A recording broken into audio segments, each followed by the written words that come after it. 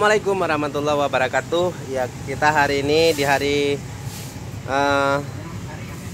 yang mendung, tanggal 8 September 2021 kita kedatangan tamu baru. Tamu baru yaitu buah matoa. Buah matoanya enak banget. Ya, nggak rugi, nggak dibeli ya. Soalnya manis banget. Ya, matoanya besar-besar ya. Besar-besar, kita coba tes. Isinya emas. Wow, mantul banget memang. Wow, manis banget. Ya, manis Bu.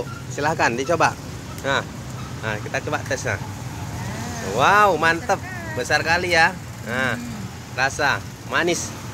Gimana Bu terasanya? Mantep ya. Mantep, tebal isinya. Nah, dagingnya tebal. Saya juga ini mau coba.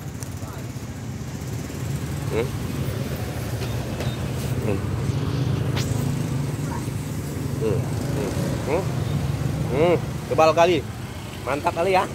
Nggak rugi kalau nggak beli ya. Ini perdana kita, perdana. Kalau habis nanti kita readykan lagi ya. Makasih ya Bos Matoa dari Pekanbaru. Kali ini udah ngirim yang terbaik buat kita. Oke ya.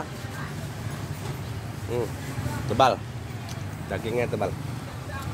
Oke, silahkan dipilih ya.